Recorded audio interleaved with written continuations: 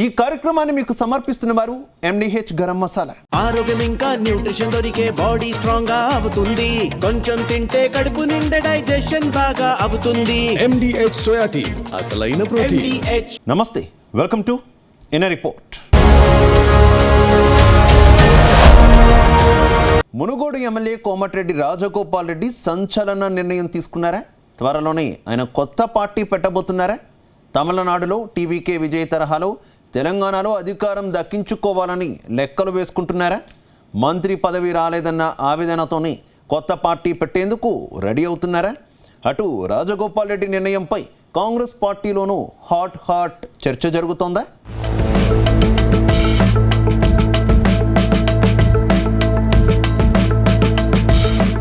Munugode MLA Komatireddy Rajagopal Reddy సంచలన నిర్ణయం తీసుకున్నట్లు తెలుస్తుంది. తెలంగాణలో మరో కొత్త పార్టీ పెట్టే ఆలోచనలో ఆయన ఉన్నట్లు ప్రచారం సాగుతుంది. కొద్ది రోజులుగా మంత్రి పదవి కోసం కాంగ్రెస్ హైకమాండ్పై ఎంత ఒత్తిడి చేసినా పని జరగటం లేదు. దాంతో విసిగిపోయిన రాజగోపాల్ రెడ్డి తానే కొత్తగా రాజకీయ పార్టీ ఏర్పాటు చేసే ఆలోచనలో ఉన్నారనే సమాచారం. ఇటీవల తమిళనాడులో నటుడు విజయ్ సొంత పార్టీ పెట్టారు. అక్కడ దశాబ్దాలుగా పాతుకుపోయిన DMK, అన్నా DMK పార్టీలను మట్టు కరిపించారు. సీఎం సీటులో కూర్చున్నారు. ఈ నేపథ్యంలోనే తమిళనాడు రాజకీయ సమీకరణాలను చూసిన రాజగోపాల్ రెడ్డి తాను కూడా తెలంగాణలో కొత్త పార్టీ పెట్టి రాజకీయాన్ని తిరగరాయాలని రాజగోపాల్ రెడ్డి భావిస్తున్నట్లు ప్రచారం సాగుతుంది. ఇందులో భాగంగానే నల్గొండ జిల్లాలో కాంగ్రెస్ పార్టీలో అసంతృప్తికి గురవుతున్న నేతలకు ఒక్కతాటిపైకి తీసుకొచ్చి తమిళనాడులో విజయ్ సర్కార్ తరహాలో అధికారం దక్కించుకునే ఆలోచనలో రాజగోపాల్ రెడ్డి ఉన్నారని ప్రచారం సాగుతుంది. తాజాగా హైదరాబాద్ రవీంద్ర భారతిలో కళాకారుడు ఏపూరి సోమన్న 25 ఏళ్ల పాటల ప్రస్థానంపై రూపొందించిన పుస్తకాన్ని రాజగోపాల్ రెడ్డి ఆవిష్కరించారు. ఈ సందర్భంగా రాజగోపాల్ రెడ్డి చేసిన కామెంట్స్ సంచలనం రేపుతున్నాయి. తాను ప్రతిపక్షంలో ఉన్నా అధికారంలో ఉన్నా ప్రజల పక్షాన నిలబడతానని, గతంలో BRS ప్రభుత్వానికి వ్యతిరేకంగా తొలిసారిగా గళం విప్పింది తానేనని గుర్తు చేశారు. అందుకే అప్పటి సీఎం కేసీఆర్ లక్ష్యంగా చేసుకున్నారు. మునుగోడులో ఓడించేందుకు 100 మంది ఎమ్మెల్యేలను రంగంలోకి దించారు. ఏపూరి సోమన్న లాంటి కళాకారులకు అండగా ఉంటా. నేను గెలిపించిన ఓ ఎమ్మెల్యే కులం కార్డు అడ్డుపెట్టుకుని అవినీతి అక్రమాలకు పాల్పడుతున్నారు. రాజకీయాలను మార్చే శక్తి నాకుంది. నిజాయితీ కలిగిన వారు నా వెంట నిలిస్తే తమిళనాడు తరహాలో రాజకీయ మార్పు తీసుకురాగలమని ప్రకటించారు. అయితే తమిళనాడులో విజయ్ మాదిరిగా కొత్త పార్టీ పెట్టేందుకు రాజగోపాల్ రెడ్డి సిద్ధమవుతున్నారని ప్రచారం సాగుతుంది.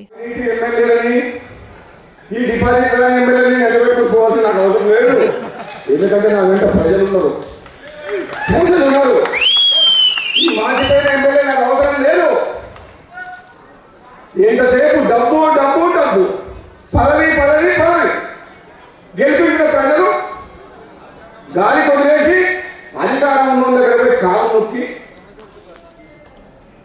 దండం పెట్టి పవర్ పాలిటిక్స్. గతంలో కోమటిరెడ్డి రాజగోపాల్ రెడ్డి అనేక సార్లు సంచలన కామెంట్స్ చేశారు. తనకు ప్రాధాన్యత ఇవ్వకపోతే తానే ప్రత్యామ్నాయ శక్తిగా ఎదుగుతానని ప్రకటించారు.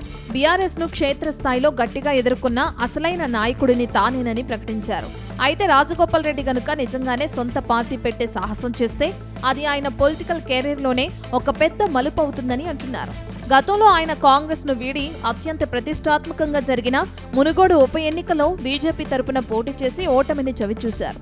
ఆ తర్వాత కాంగ్రెస్ పార్టీలో చేరిన ఆయన మునుగోడు నుంచి మరోసారి ఎమ్మెల్యేగా గెలిచారు. అయితే ఎమ్మెల్యేగా గెలిచాక మంత్రి పదవిపై ఆశపడ్డ రాజగోపాల్ రెడ్డి కోరికను అధిష్టానం పెద్దలు తీర్చడం లేదు. దాంతో తనలో ఉన్న అసంతృప్తిని బహిరంగంగానే వెళ్లగక్కుతున్నారు. ఇప్పుడు కొత్త పార్టీ పెడతాననే సంకేతాలను కాంగ్రెస్ పెద్దలకు పంపే ప్రయత్నం చేస్తున్నారని అంటున్నారు.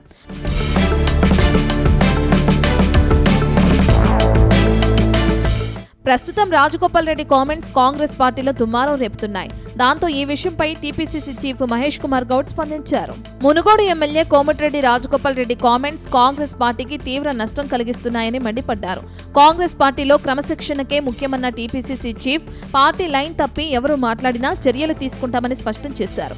ఎన్నికలకు ముందు హైకమాండ్ ఆయనకు హామీ ఇచ్చి ఉండవచ్చన్నారు మహేష్ గౌడ్. అయితే పార్టీ లైన్ దాటి మాట్లాడడానికి వీల్లేదన్నారు. అటు కొత్త పార్టీ ప్రకటనపై మాట్లాడిన ఆయన తమిళనాడు రాజకీయాలు వేరు, తెలంగాణ పాలిటిక్స్ వేరని అన్నారు.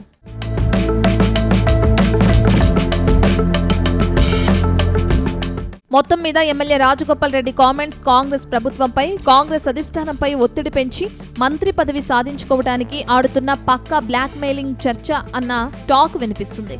అయితే ఇప్పటికే కోమటిరెడ్డి వెంకటరెడ్డి మంత్రివర్గంలో ఉన్నారు. తనను కూడా కేబినెట్ లోకి తీసుకోవాలనే డిమాండ్ ఆయనలో బలంగా ఉంది.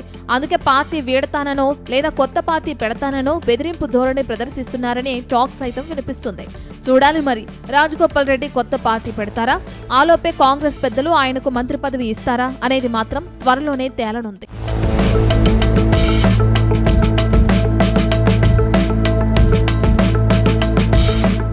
ఆస్వారావుపేట నియోజకవర్గంలో బీఆర్ఎస్ రాజకీయాలు ఆసక్తికరంగా మారుతున్నాయి. మాజీ ఎమ్మెల్యేలు ఇద్దరూ ఎవరికి వారు ప్రజల్లో విస్తృతంగా పర్యటిస్తూ తమ రాజకీయ బలాన్ని చాటుకునే ప్రయత్నం చేస్తున్నారు. గ్రామాల్లో పర్యటనలు, కార్యకర్తలతో సమావేశాలు, ప్రజా సమస్యలపై స్పందిస్తూ తమదైన శైలిలో ముందుకు సాగుతున్నారు. దాంతో ఆస్వారావుపేట బీఆర్ఎస్లో నువ్వా నేనా అన్నట్టుగా రాజకీయం సాగుతోందా? ముఖ్యంగా రానున్న ఎన్నికల్లో పార్టీ టికెట్ ఎవరికి దక్కుతుందన్న చర్చ ఎప్పటి నుంచే మొదలైందా? మరి ఈ ఇద్దరు మాజీ ఎమ్మెల్యేల రాజకీయ నేపథ్యం ఏంటి? ప్రజల్లో ఎవరి బలం ఎంత? బీఆర్ఎస్ అధిష్టానం ఎలాంటి నిర్ణయం తీసుకోబోతోంది?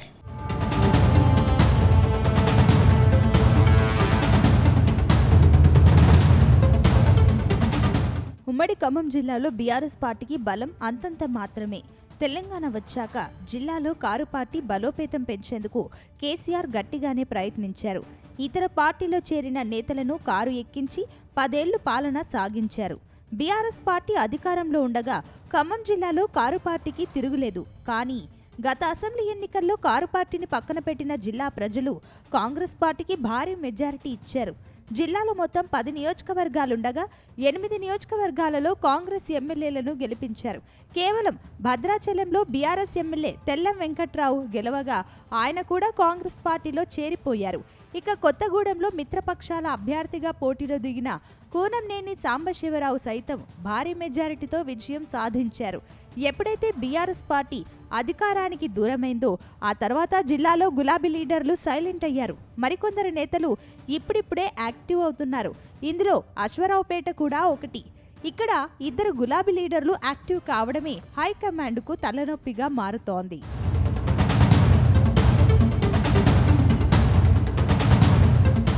ఇక మాజీ ఎమ్మెల్యే మచ్చా నాగేశ్వరరావు రాజకీయ ప్రస్థానం టీడీపీతో ప్రారంభమైంది. తొలుత టీడీపీ రాజకీయాల్లో కొనసాగిన ఆయన అనంతరం నియోజకవర్గ అభివృద్ధి, రాజకీయ భవిష్యత్తును దృష్టిలో పెట్టుకుని టీఆర్ఎస్లో చేరారు. ఆ తర్వాత బీఆర్ఎస్ తరపున ఎన్నికల బరిలో నిలిచారు. అయితే ఆశించిన ఫలితాన్ని సాధించలేకపోయినప్పటికీ రాజకీయంగా వెనక్కి తగ్గలేదు. ఎన్నికల అనంతరం కూడా నియోజకవర్గంలో తన రాజకీయ కార్యకలాపాలను కొనసాగిస్తున్నారు. గ్రామాల్లో పర్యటిస్తూ స్థానిక నాయకులు, కార్యకర్తలు, ప్రజలను కలుస్తున్నారు. పార్టీ కార్యక్రమాలకు హాజరవుతూ కేడర్ను సమన్వయం చేసుకునే ప్రయత్నం చేస్తున్నారు. ప్రజా సమస్యలను తెలుసుకొని వాటిపై స్పందిస్తూ తనకున్న రాజకీయ సంబంధాలను మరింత బలోపేతం చేసుకునే దిశగా ముందుకు సాగుతున్నారు. ముఖ్యంగా నియోజకవర్గంలోని గ్రామీణ ప్రాంతాలలో తన అనుచరులను యాక్టివ్ చేస్తూ పార్టీకి పూర్వ వైభవం తీసుకురావాలన్న లక్ష్యంతో పనిచేస్తున్నట్లు ఆయన పర్యటనలు స్పష్టం చేస్తున్నాయి. దీంతో మచ్చా నాగేశ్వరరావు మళ్లీ తన రాజకీయ బలాన్ని నిరూపించుకునే ప్రయత్నం చేస్తున్నారన్న చర్చ బీఆర్ఎస్ వర్గాల్లో వినిపిస్తోంది.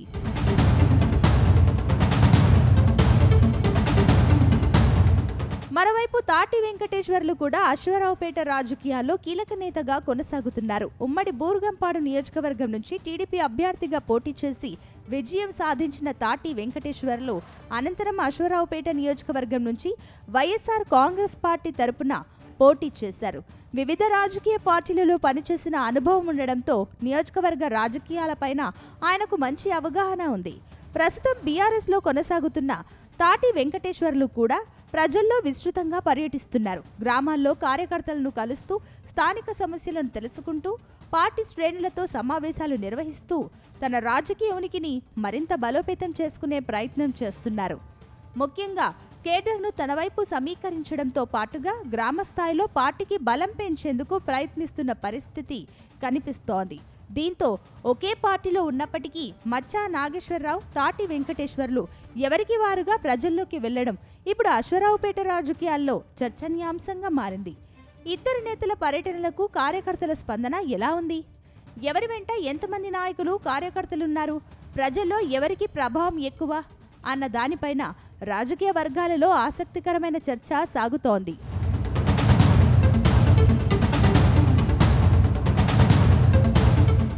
ఇప్పుడు అసలు చర్చంతా రాబోయే ఎన్నికలపైనే జరుగుతోంది. బీఆర్ఎస్ తరపున అశ్వరావుపేట నుంచి ఎవరు బరిలోకి దిగుతారన్న ప్రశ్నకు ఇప్పటికైతే స్పష్టమైన సమాధానం లేదు. అయితే మచ్చా నాగేశ్వరరావు, తాటి వెంకటేశ్వర్లు ఇద్దరు తమదైన స్థాయిలో ప్రజల్లో తిరుగుతూ రాజకీయ బలాన్ని పెంచుకునే ప్రయత్నం చేస్తుండటంతో టికెట్ రేసు ఆసక్తికరంగా మారింది. ఒకే పార్టీకి చెందిన ఇద్దరు మాజీ ఎమ్మెల్యేలు తమ రాజకీయ కార్యకలాపాలను ముమ్మరం చేయడం, గ్రామాల్లో పర్యటించడం, కార్యకర్తలను కలవడం, ప్రజా సమస్యలపైన చర్చించడం ఇవన్నీ భవిష్యత్ రాజకీయాలకు సంకేతాలుగా కనిపిస్తున్నాయి. అయితే టికెట్ విషయంలో అధిష్టానం, అభ్యర్థి గెలుపు అవకాశాలు, ప్రజల్లో ఉన్న బలం, పార్టీ కేడర్పై పట్టు, స్థానిక రాజకీయ సమీకరణాలు వంటి అంశాలను పరిగణనలోకి తీసుకునే అవకాశం ఉంది. ఇద్దరిలో ఎవరికి టికెట్ దక్కినా మరొక నేతను, ఆయన అనుచరులను సమన్వయం చేసుకోవడం బీఆర్ఎస్కు కీలకంగా మారనుందనే చర్చ జరుగుతోంది. ఇదే సమయంలో ఇద్దరు నేతలు కూడా పార్టీ కోసం కలిసి పనిచేస్తారా, లేక టికెట్ పోటీ మరింత ముదురుతుందా అన్నది ఆసక్తికరంగా మారింది.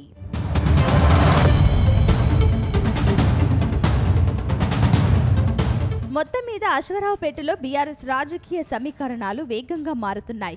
మచ్చా నాగేశ్వరరావు, తాటి వెంకటేశ్వర్లు పోటాపోటీగా ప్రజల్లో పర్యటిస్తుండటంతో రానున్న రోజుల్లో ఈ రాజకీయ పోటీ మరింత హీట్ పెంచే అవకాశం ఉంది. చివరికి బీఆర్ఎస్ అధిష్టానం ఎవరికి జై కొడుతుంది, ఎవరికి టికెట్ కేటాయిస్తుంది, టికెట్ దక్కని నేత తదుపరి అడుగు ఏంటి అన్నదే ఇప్పుడు అశ్వరావుపేట రాజకీయాల్లో సస్పెన్స్గా మారింది.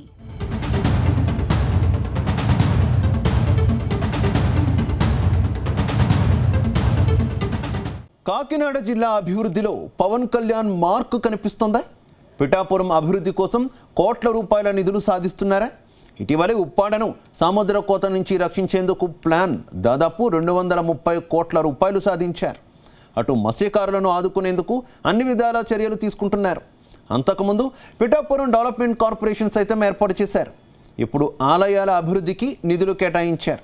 దాంతో పవన్ కళ్యాణ్పై ప్రశంసల వర్షం కురుస్తోందా? పవన్ కళ్యాణ్పై ప్రజానీకం ప్రశంసలు కురిపిస్తున్నారా?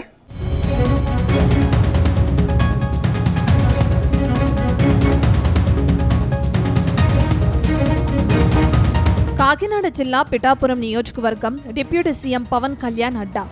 గత అసెంబ్లీ ఎన్నికల్లో పిఠాపురం నుంచి పవన్ కళ్యాణ్ భారీ మెజారిటీతో విజయం సాధించారు. రాష్ట్రంలో కూటమి సర్కారు ఏర్పడిన తర్వాత కాకినాడపై పవన్ ప్రత్యేకంగా ఫోకస్ పెట్టారు. రాష్ట్రంలో పిఠాపురంకు ఓ బ్రాండ్ సెట్ చేసేందుకు ప్రయత్నిస్తున్నారు. ఇప్పటికే పిఠాపురం డెవలప్మెంట్ అథారిటీని ఏర్పాటు చేశారు. అంతేకాకుండా అన్ని విధాలుగా పిఠాపురంకు ముందుకు తీసుకువెళ్లేందుకు శాయశక్తులా ప్రయత్నిస్తున్నారు. మరోవైపు డిప్యూటీ సీఎం పవనే తమ ఎమ్మెల్యేగా ఉండటంతో పిఠాపురం ప్రజలు కూడా తమకు ఏదో మంచి జరుగుతుందని ఆశించారు. వారు ఆశించిన విధంగానే పవన్ అభివృద్ధి, సంక్షేమాన్ని పరుగులు పెట్టిస్తున్నారు. అంతేకాదు, గత అసెంబ్లీ ఎన్నికల సమయంలో ఉప్పాడ ప్రాంతానికి పెద్ద ప్రహరీ గోడ నిర్మిస్తామని హామీ ఇచ్చిన పవన్ కళ్యాణ్ ఇప్పుడు ఆ హామీని నెరవేర్చడంలో సక్సెస్ అయ్యారని ప్రజలు చర్చించుకుంటున్నారు.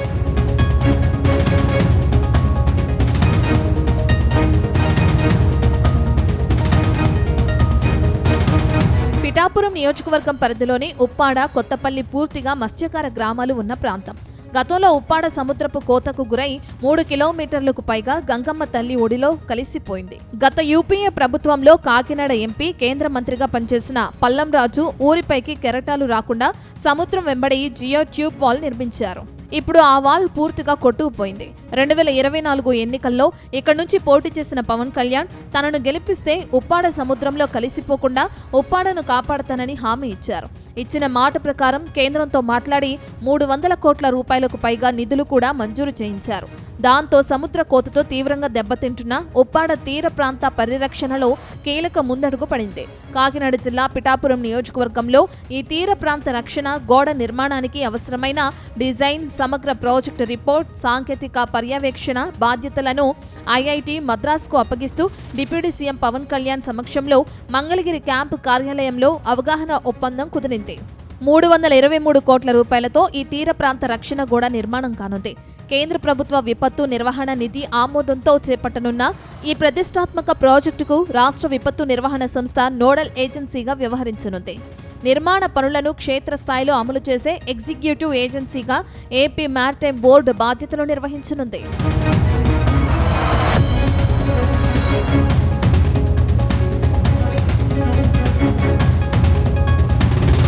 మరోవైపు ఐఐటి మద్రాస్ నిపుణుల సాంకేతిక సూచనలు, శాస్త్రీయ అధ్యయనాల ఆధారంగా ఉప్పాడ తీర ప్రాంతానికి అనువైన రక్షణ చర్యలను రూపొందించనున్నారు. తీర కోత తీవ్రత, సముద్ర ప్రవాహాలు, అలల ప్రభావం తదితర అంశాలను సమగ్రంగా అధ్యయనం చేసి వాటికి అనుగుణంగా తీర రక్షణ నిర్మాణాలు డిజైన్ను సిద్ధం చేయనున్నారు. ఐఐటి మద్రాస్తో అధికారిక ఒప్పందానికి సంబంధించిన ప్రక్రియ పూర్తి కావడంతో ఈ ఏడాది నవంబర్ నుంచి ప్రాజెక్టు పనులను ప్రారంభించేందుకు జిల్లా యంత్రాంగం ఏర్పాట్లు చేస్తుంది. ఉప్పాడ తీర ప్రాంత ప్రజలు, మత్స్యకార గ్రామాల రక్షణకు ఈ ప్రాజెక్టు అత్యంత ప్రాధాన్యత కలిగినదని అధికారులు భావిస్తున్నారు. మొత్తం మీద తమ ఎమ్మెల్యే ఎట్టకేలకు తమకిచ్చిన హామీ నెరవేరుస్తున్నారు. ఇక తమకు సముద్రపు భయం ఉండదు, కెరటాలు వచ్చి పడతాయన్న ఆందోళన ఉండదు, గ్రామం క్షేమంగా ఉంటుందని మత్స్యకారులు ఆశాభావం వ్యక్తం చేస్తున్నారు. పవన్ కళ్యాణ్ను అభినందిస్తున్నారు. ఈ హామీ నెరవేర్చే రోజు దగ్గరలో ఉండటంతో పవన్ ఇమేజ్ పెరుగుతుంది.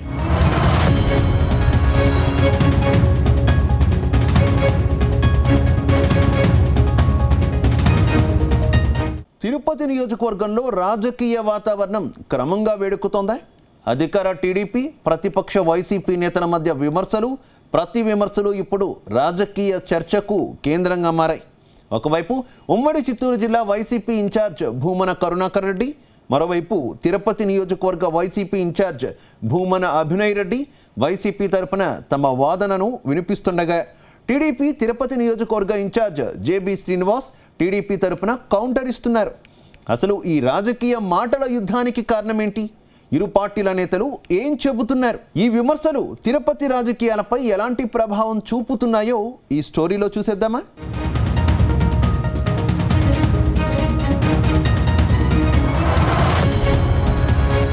తిరుపతి రాజకీయాల్లో వైసీపీ, టీడీపీ మధ్య పోటీ కొత్తది కాదు. గత కొన్నేళ్లుగా ఈ రెండు పార్టీల మధ్య రాజకీయ పోరు కొనసాగుతూనే ఉంది. ఎన్నికల సమయంలో మాత్రమే కాకుండా నియోజకవర్గానికి సంబంధించిన అనేక అంశాలపై కూడా ఇరు పార్టీల నేతలు పరస్పరం విమర్శలు చేసుకుంటూ ఉంటారు. ప్రస్తుతం రాష్ట్రంలో టీడీపీ కూటమి ప్రభుత్వం అధికారంలో ఉండగా వైసీపీ ప్రతిపక్ష పాత్రలో ఉంది. దీంతో ప్రభుత్వ నిర్ణయాలను ప్రశ్నించడం, ప్రజా సమస్యలను ప్రస్తావించడం ప్రతిపక్షంగా తమ బాధ్యత అని వైసీపీ నేతలు చెబుతున్నారు. అదే సమయంలో గత ప్రభుత్వ పాలనను ప్రస్తావిస్తూ వైసీపీపై టీడీపీ నేతలు విమర్శలు చేస్తున్నారు. గతంలో అధికారంలో ఉన్నప్పుడు వైసీపీ తీసుకున్న నిర్ణయాలు, చేపట్టిన కార్యక్రమాలను ప్రజల ముందుకు తీసుకువస్తూ ప్రస్తుత ప్రభుత్వ పనితీరుతో పోల్చి చూడాలని టీడీపీ నేతలు చెబుతున్నారు. అంటే ప్రస్తుతం తిరుపతి రాజకీయాల్లో జరుగుతున్నది కేవలం వ్యక్తిగత విమర్శల పోరు కాకుండా గత పాలన వర్సెస్ ప్రస్తుత పాలన అనే అంశం చుట్టూ కూడా రాజకీయ చర్చ కొనసాగుతుంది.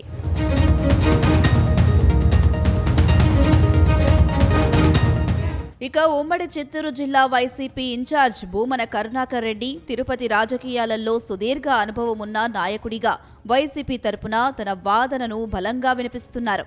ప్రభుత్వ విధానాలు, ప్రజా సమస్యలు, అభివృద్ధి అంశాలపై అధికార పక్షాన్ని ప్రశ్నిస్తూ ప్రతిపక్షంగా వైసీపీ పోరాటం కొనసాగుతుందని చెబుతున్నారు.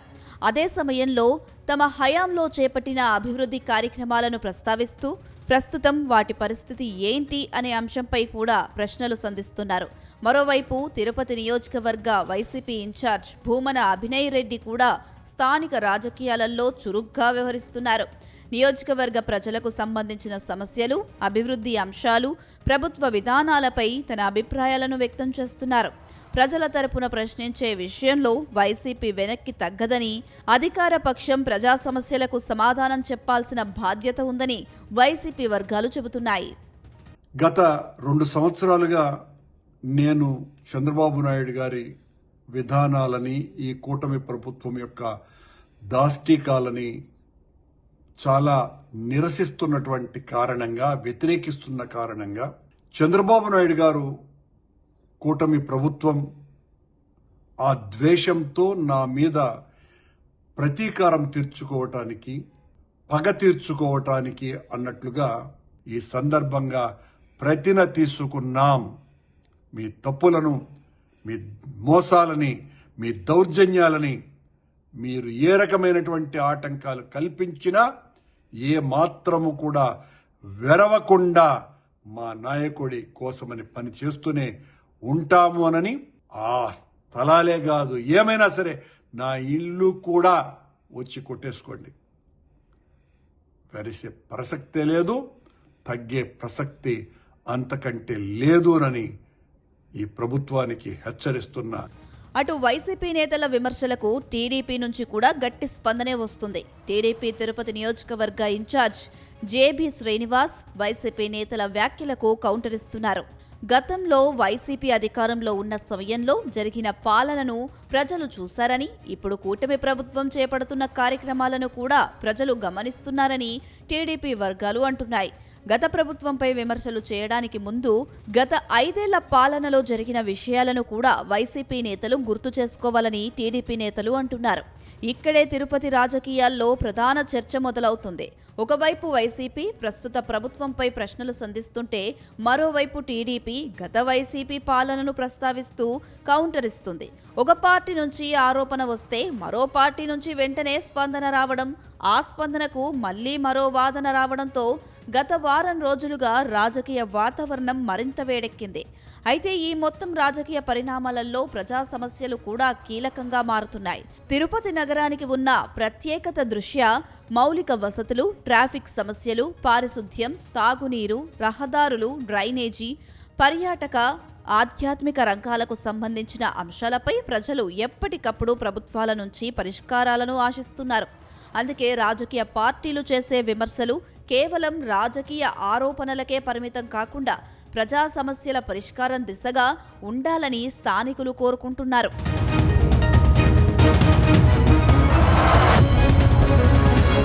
ఇక అభివృద్ధి విషయంలోనూ ఇరు పార్టీల మధ్య భిన్నమైన వాదనలు వినిపిస్తున్నాయి. వైసీపీ నేతలు తమ హయాంలో చేపట్టిన అభివృద్ధి కార్యక్రమాలను ప్రస్తావిస్తుంటే, టీడీపీ నేతలు ప్రస్తుత ప్రభుత్వం చేపడుతున్న కార్యక్రమాలను ప్రస్తావిస్తున్నారు.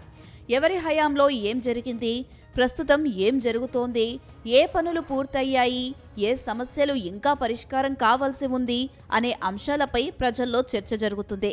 రాజకీయంగా చూస్తే భూమన కరుణాకర్ రెడ్డి, భూమన అభినయ్ రెడ్డి వైసీపీ తరపున తమ పార్టీ వాణిని బలంగా వినిపిస్తున్నారు. జేబీ శ్రీనివాస్ టీడీపీ తరపున పార్టీకి అండగా నిలుస్తున్నారు. దీంతో తిరుపతి నియోజకవర్గంలో అధికార ప్రతిపక్ష పార్టీల మధ్య రాజకీయ పోటీ మరోసారి స్పష్టంగా కనిపిస్తుంది. అయితే ఈ పోటీ ఎంతవరకు వెళ్తుంది అన్నది ఇప్పుడు ఆసక్తికరంగా మారింది. ప్రస్తుతం జరుగుతున్న మాటల యుద్ధంలో మరో ముఖ్యమైన అంశం, ఇరు పార్టీల కార్యకర్తలు కూడా తమ తమ నేతలకు మద్దతుగా సోషల్ మీడియా వేదికగా స్పందించడం. దీంతో నేతల వ్యాఖ్యలు కేవలం తిరుపతికే పరిమితం కాకుండా విస్తృతంగా ప్రచారమవుతున్నాయి.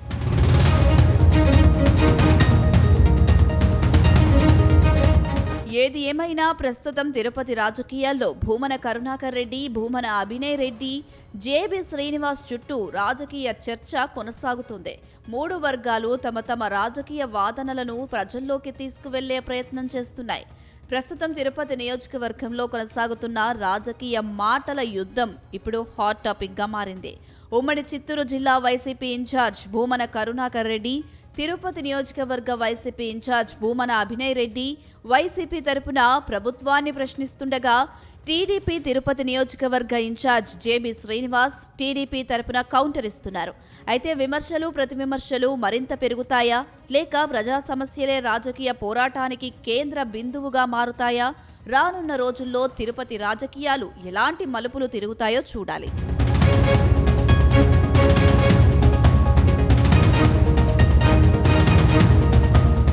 ఇది వాల్టీన report. Keep watching Zee Telugu news.